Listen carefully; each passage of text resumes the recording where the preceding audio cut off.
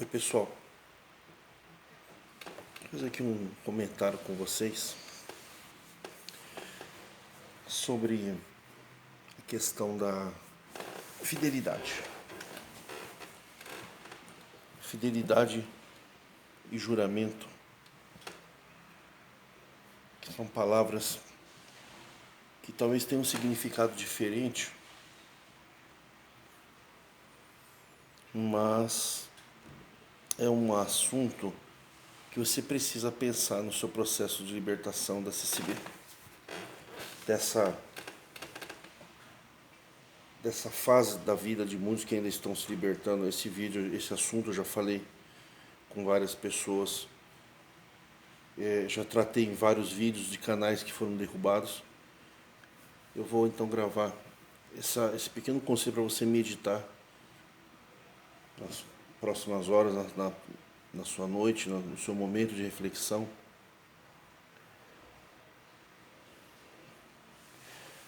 Sobre a questão da fidelidade denominacional, a imposição da fidelidade denominacional. Você já se deu conta do que significa isso? Você já parou para pensar sobre isso? Por que fidelidade denominacional tem que estar atrelado à salvação, a uma fidelidade em Deus ou em Jesus Cristo? Ser fiel a Jesus Cristo seria o quê? Eu acho que é mais fácil Jesus Cristo ser fiel a você do que ser fiel a Deus. Ser fiel a Deus não é você não errar. A igreja trata ser fiel a Deus como não errar. Então eu te coloco você numa corda bamba e te coloca 2.000 pregos, que são os tópicos. Coloca os tópicos e você, mais cedo ou mais tarde, você vai tropeçar. E aí você vai colocar a sensação que Deus está chateado com você, que Jesus está chateado com você. Das pessoas na congregação têm culpa. Elas sentem assim: eu falhei com Deus. Baseado em quê? Nos ensinamentos que os donos dos templos falam, que é os tópicos de ensinamento. Se você for ver, Jesus Cristo não deixou nenhum tópico de ensinamento. Se você for ver o que Jesus falou e você seguir o que Jesus falou, você é fiel a Jesus. Jesus nunca falou: não erra, não peca. Vá, não peques mais. Mas ele parou aí, ele falou: não peques mais, mas ele não condenou ninguém por pecado. Aqueles que mataram ele, que sacrificaram na cruz, que é esse ministério de ancião, ele ainda na cruz falou: perdoa porque eles não sabem o que faz. Se Jesus perdoou pessoas reais, físicas, que crucificou Jesus, assassinou Jesus lentamente, a morte de cruz é lenta. Dá tempo de pensar muito na cruz. Quando você está numa cruz, dá tempo de você olhar para aquele que está te assassinando. Quando a morte é lenta, dá tempo de sentir raiva, ódio, rancor, vingança, ira, sentimentos do Velho Testamento. Se naquela hora, que seria um crime mais bárbaro que você poderia cometer contra um ser humano, é tirar a sua própria vida, que Jesus foi assassinado na cruz pelo ministério de ancião de Moisés, que é um ministério igualzinho da Conversão Cristã no Brasil, só que eles usavam roupa de camelo e os da Conversão usam terno. São camelos só na alma mesmo. Se Jesus na cruz perdoou, e ainda, olha que Jesus, eu acho que Jesus ele pensou para falar isso. Perdoa porque eles não sabem o que faz. Na realidade, Jesus Cristo estava defendendo os seus próprios assassinos. Porque um advogado, quando ele vai falar com que o cliente tem culpa, ele está em ato de flagrante, ou ele tem uma culpa, não tem defesa, que defesa você tem para estar matando Jesus? Nenhuma. É em flagrante, está todo mundo ali com os pregos, com os martelos, com tudo na mão ali. É flagrante. A cena estava ocorrendo ali, estava um flagrante de assassinato, de homicídio. Homicídio da base da tortura lenta, morte lenta. E Jesus lá na cruz pendurado, morrendo devagar, sangrando devagar, que morrer sangrando devagar é doloroso, hein? E você vai desmaiar, o cara põe uma bucha de vinagre que é para você não desmaiar, que é para você assistir a tua própria morte e ver os que te assassinaram lá embaixo. Ao invés de Jesus acusar eles, ó, eu posso ser bom, mas vocês estão me matando, então, né, vocês são homicidas. Os homicidas não herdarão o reino dos céus. É o que o Dr. Paulinho falou, né? O doutor mosaico do Novo Testamento, o doutor apóstolo Paulo. Eles ficam com raiva, chamam o doutor Paulinho, é o doutor Paulinho. Vocês chamam de Samuelzinho, vocês chamam o ancião de Paulinho, que, né? Não posso chamar o apóstolo de Paulinho, por quê? Ele era solteiro, não tinha mãe, não tinha filho, não tinha nada, né? Era um homem, assim, vai ver que ele nasceu do nada, assim, né? Saiu voando, assim, de um livro, né? E Jesus ali usou de um argumento de tese jurídica de defesa. Ele está fazendo em estado de ignorância. É uma tese de defesa para buscar absolvição dos seus próprios assassinos. Então, se Jesus fez isso com o homicida, por que Jesus mataria você por causa de um pecado muito menor que o homicídio do próprio Deus? Então, a questão, você não tem como ser fiel a Deus. Você tem que ser fiel aos seus valores, aos seus princípios, aos teus valores como ser humano. Você seguir os ensinamentos de Jesus é bom para você. Você não está fazendo benefício nenhum para Jesus. Você só está ganhando. Por isso que oração para Jesus, Jesus mandou orar ao Pai Nosso. Eu já falo diferente, eu já sabia que Jesus falou aquilo lá para os judeus, a minha oração, eu não sou um homem de oração. Eu gosto de meditar. Vocês falam oração, eu falo meditar. Eu procuro meditar, pensar na gratidão nas coisas que eu conquistei. Coisas pequenas. Até agora, nesse processo de pandemia, de risco de falência, de dívidas, tudo que todo mundo passa. Ainda procuro agradecer que ainda ontem e hoje eu comi. Estou vivo, estou aqui. Para mim, oração é agradecer. E se Jesus não condenou os seus próprios homicidas, por que condenaria uma pessoa por pecado? Então, eu entendo que a fidelidade é Jesus que é fiel.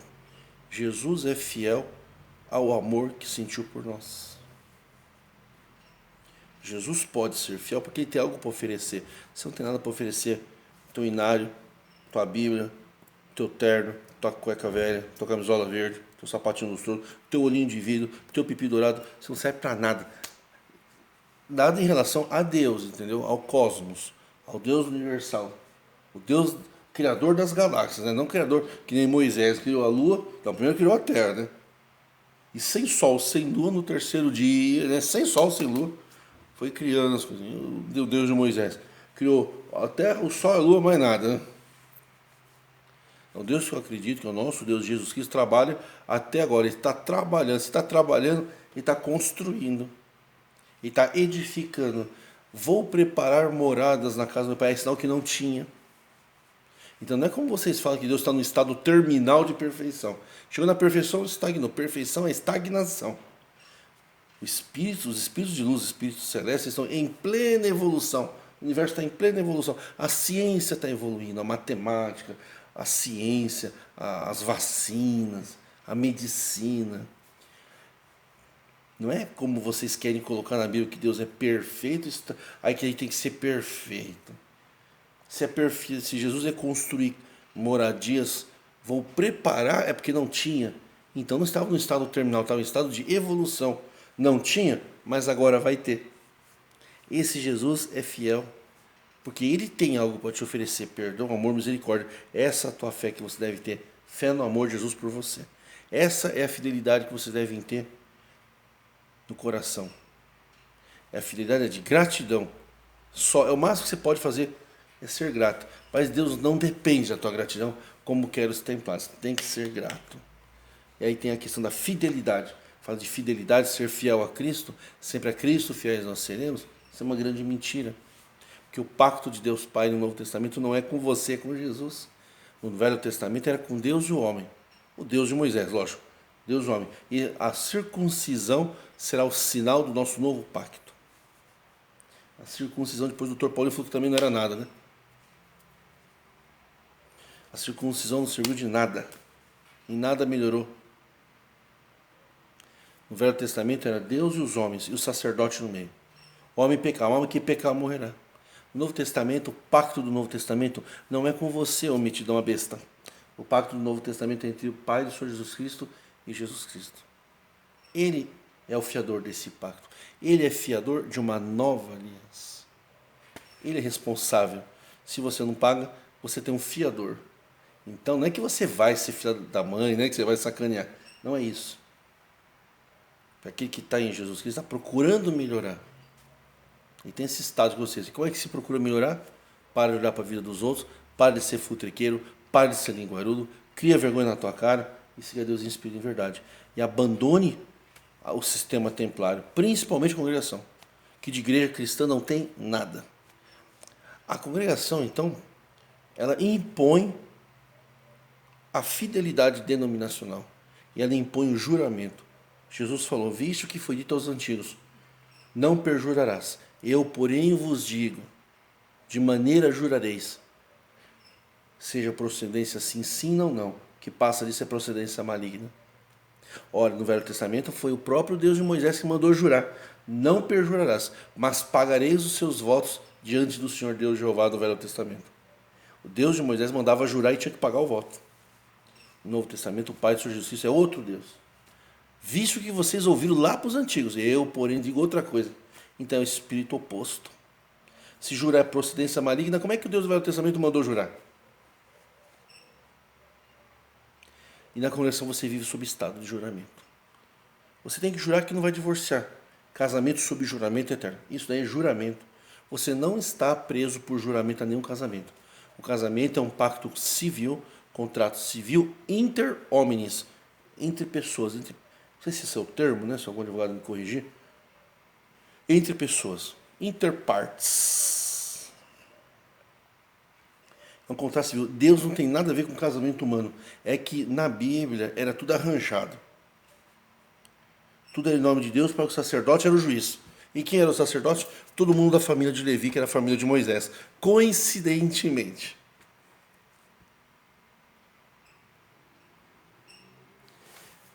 Então, você vive sob um estado de juramento religioso. Porque diante da lei você não está vinculado até que a morte o separe no casamento. Você está durante o vínculo conjugal, o contrato civil, tem um contrato de compromissos.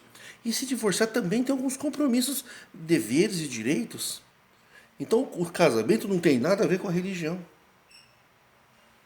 Você não casou com Deus.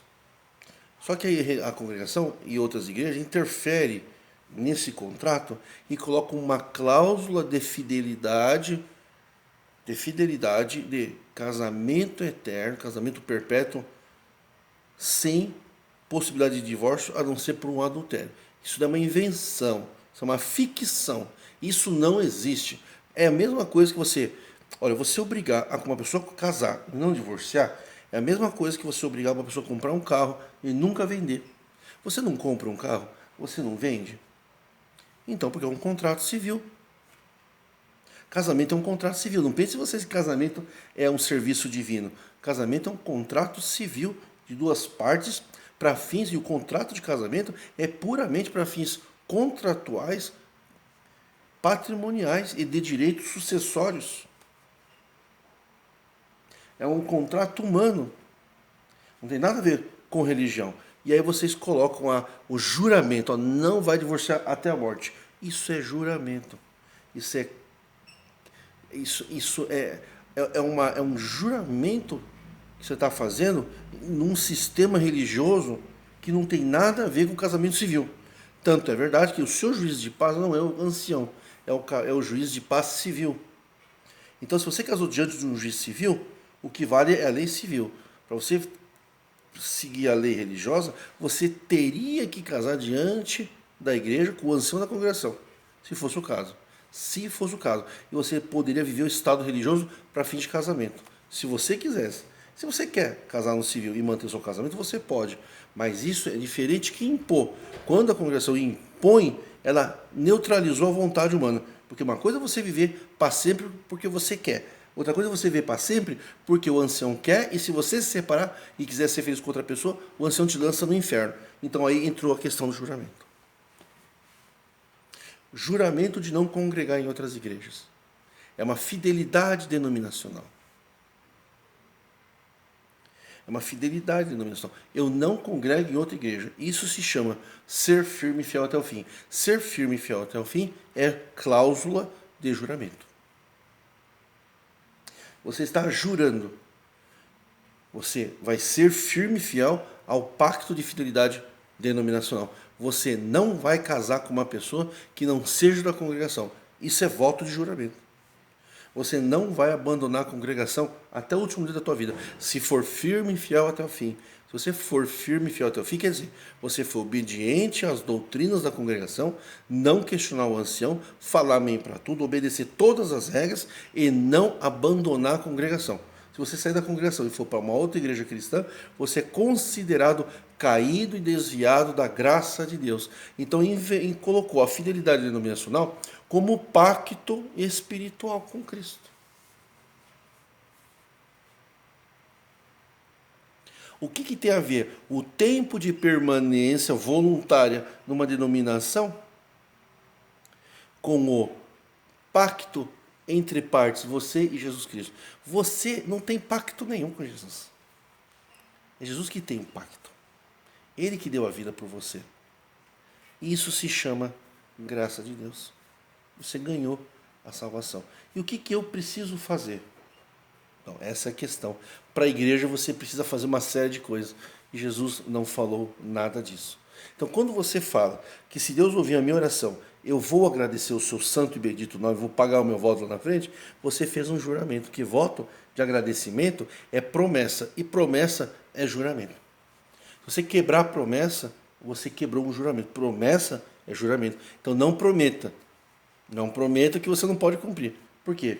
Porque quando você promete que você vai agradecer a Deus debaixo de um voto, estando debaixo da cobertura da autoridade do ancião, a cobertura da autoridade apostólica do ancião da congregação, você tem uma promessa que você só vai testemunhar e glorificar o nome de Deus, agradecer a Deus publicamente, num lugar público, somente se for num templo sacramentalizado pela idolatria da congregação.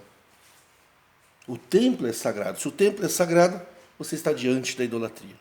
Se naquele templo não pode ter casamento, velório, festa, nenhum serviço extra culto, então você sacramentalizou o templo. O templo é sagrado. Quando o ancião sobe, todo mundo fica de pé. Ali é um culto divino. Então aquilo chama-se idolatria. Jesus nunca sacramentalizou nenhuma montanha. Não existiam lugares sagrados para Jesus. Sagrado é onde Jesus estava. Sagrado é onde está Jesus. Sagrado é o teu coração. Não é o templo não é nada. É pedra, cimento, construído com cal, cimento e sangue de ovelhas. Então você está debaixo de uma autoridade apostólica, que você é um apóstolo, né? Até que eles escreveram, pela fé que uma vez foi dada aos santos. Para a congregação, santos são os anciãos. Santos anciãos. Então, é idolatria. Templo da idolatria. Dentro da congregação é o culto da idolatria. Porque você fala que você está em nome de Jesus, mas você está debaixo de promessa ao ancião. Você fez uma promessa diante do sacerdote ancião. É uma promessa espiritual, é um pacto que você fez com o ancião, que você vai ser fiel ao que ele determinar, porque ele diz que Deus mandou. Você não viu milagre algum, mas você creu. Você creu que o ancião foi enviado em nome de Jesus. Então você estabeleceu um pacto com Jesus pelas mãos do ancião. Você confia que tem fé em Jesus Cristo, mas quem assinou o teu contrato ou assinou o teu compromisso com Deus foi o ancião, não foi você. Por quê? Porque você tem que ser fiel ao que o ancião diz, não ao que Jesus falou. Jesus não falou nada de fidelidade denominacional. E o ancião falou. Então você tem um pacto com o ancião. O teu destino está selado. Se você prometeu, ainda que você não falou, tacitamente, quer dizer, você fez sem falar. Você concordou. Você concordou com a doutrina que você não pode reconhecer pessoas de outras denominações evangélicas ou sem denominação como filhos de Deus que invocam o nome sagrado de Jesus. Vocês não reconhecem como filhos de Deus, mas Jesus reconhece. Então você não reconhece por quê? Porque você prometeu para o ancião não fazer negócio e sociedade em negócios com filhos de Deus que não são da CCB. Então você colocou a CCB como uma pedra de tropeço na tua vida. E essa pedra vai ser que vai te levar você Só Deus sabe aonde. Eu não quero eu falar a palavra de maldição, porque não é o meu ministério, não é esse. O que eu peço é que vocês reconsiderem que vocês estão sendo enganados por aquele que veio em nome de Jesus de eterno na congregação, que é o ancião. Então, na realidade, você vinculou a salvação por promessa ao ancião. Você prometeu para o ancião que você nunca sairia da congregação. Você prometeu que nunca se divorciaria num contrato social, que é para não manchar a reputação da congregação. Por quê? A congregação, através dos anciãos, o ancião é ladrão da fé. Ele rouba a glória de Deus, ele rouba a fé das pessoas. Quem fica com a fama? Os anciãos. Eu sou ancião, o poder é meu, soberania é minha, sou vitalício no ministério, ordeno quem eu quero para o ministério. Toda a honra e a glória, na realidade, fica para o ancião. Porque no final das contas, no fringir dos ovos, o soberano na congregação, no estatuto, é o ancião, não é Jesus. Entenda isso. É isso que vocês não entenderam.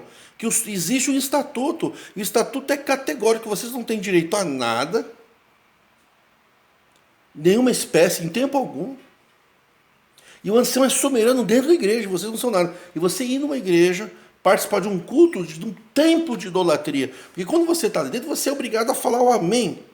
O teu amém é assinatura num contrato que é entre Deus, o Deus ancião, né? Entre o ancião e o próprio maligno. Só que ele vem em nome de Jesus, ele vem disfarçado. E ele vem com aquela fala mansa. Quando vai pedir colégio, fica com aquela voz mole.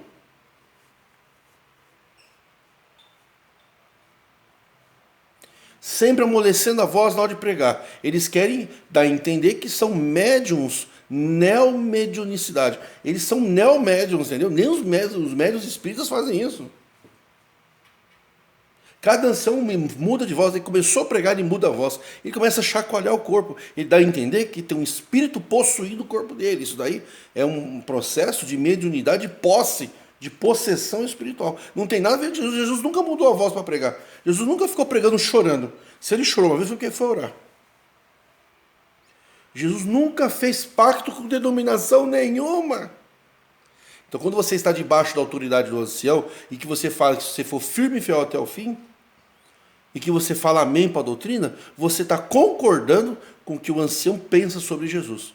E o ancião é um anticristo, é um filho do maligno. Por quê? Porque ele rouba a glória de Deus. Ao invés de ele falar, a tua fé te salvou, como Jesus, olha, a tua fé te salvou. Aonde quer que você for, Jesus está com você. Ele fala, Jesus está com você se você ficar debaixo da nossa autoridade. Então, ele é um filho do maligno. Ancião, tu é um filho de Satanás.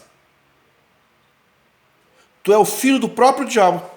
E sabe quem é o próprio diabo? Teu pai que é ancião também. Vocês são nepotistas, vocês são trapaceiros da fé. Faz na cara de vocês, vocês são filhos do diabo.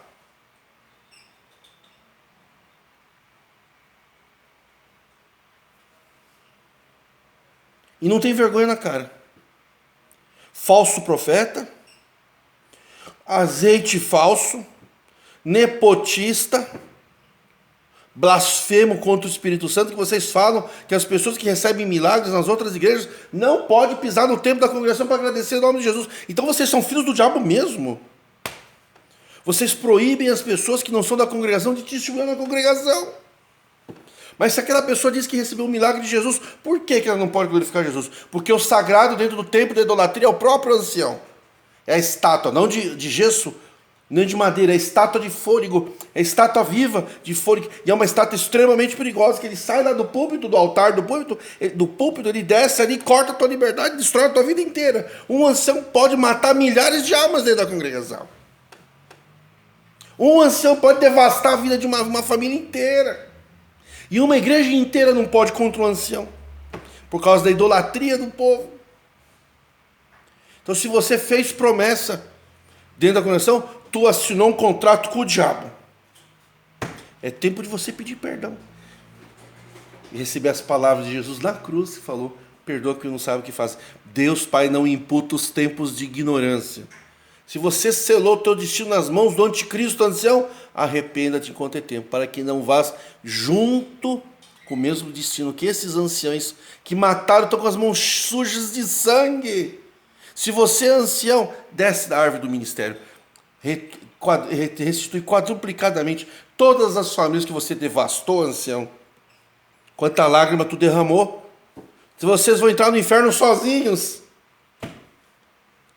Vocês querem levar um monte de gente, mas vocês vão entrar sozinhos. O inferno vai estar vazio. A maior frustração para vocês, filhos do maligno, é o inferno vazio. Vocês querem o inferno cheio. Mas o amor de Jesus vai alcançar a multidão inteira. E se alguém for para o inferno com vocês, é porque não vão aceitar o amor de Jesus lá no último dia. Vão ver o amor de Jesus atingir tanta gente que vocês têm nojo. Vocês têm nojo de homossexuais. Vocês têm nojo de pessoas de outras denominações. E Jesus ama essas pessoas. Vocês vão preferir ir para o inferno com o ancião do que aceitar o amor de Jesus. Jesus não precisa lançar vocês para o inferno. Vocês serão julgados pelas palavras que saem da boca de vocês. Vocês vão se lançar no inferno. Tamanho tormento que vocês vão sentir de ver o amor de Jesus. O amor de Jesus maltrata vocês. Vocês ficam com ódio, com raiva, vocês são ciumentos. Vocês não querem que Deus abençoe. Vocês querem só vocês. Vocês são, sabe, vocês estão espírito demoníaco. Vocês são pessoas endemoniadas mesmo. É o endemoniado versão 2020, do século 21. Não é que vai ficar rastejando, não. Vocês têm um grande ódio, um grande sentimento do coração de ira, de raiva, de ódio. Quando vocês veem uma pessoa sair da congregação, vocês desejam a morte e a desgraça da pessoa. Vocês não aceitam. Vocês não aceitam a prosperidade das pessoas. E vocês amarraram a vida de vocês na mão do Satanás em forma de terno. Quando não é Deus que governa, é o diabo em forma humana. A condenação está na mão de grandes potestades das trevas, que são meros mortais de terno. Na realidade, não tem poder nenhum. O ancião não tem poder nenhum. Que ancião, que poder que o ancião tem? Ancião, tu não tem poder nenhum. Acho que nem o diabo quer vocês no inferno, tão ruim que vocês são.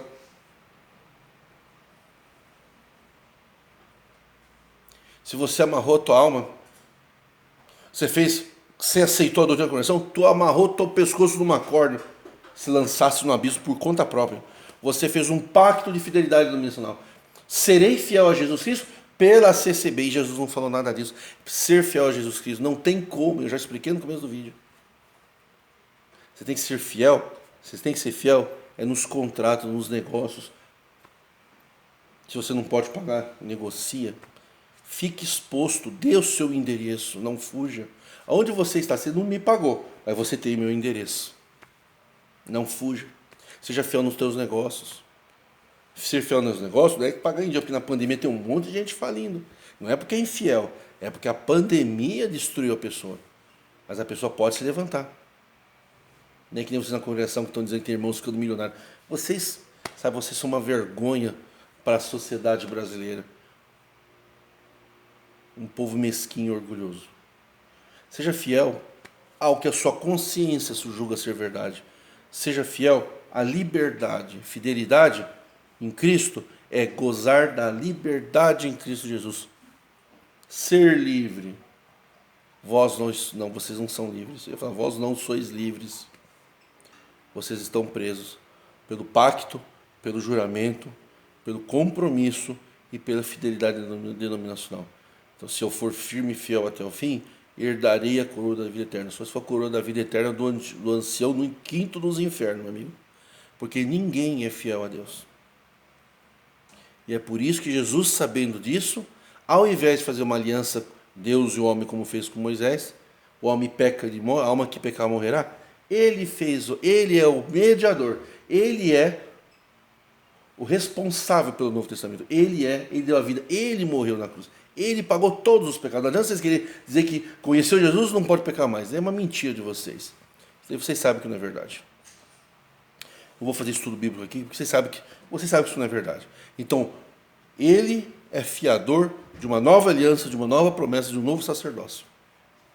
O pacto do Novo Testamento não é você com o Pai, é Jesus com o Pai. Então, meu amigo, se tu não cumprir, Jesus já cumpriu. Jesus é fiel. Você não é fiel até o fim. E Jesus, ele não é fiel até o fim, porque para Jesus não tem fim. Ele é fiel. Não é que ele vai ser fiel até o fim, porque não tem fim. O fim de vocês é no inferno mesmo, seguindo o ancião. Arrependa-te enquanto é tempo.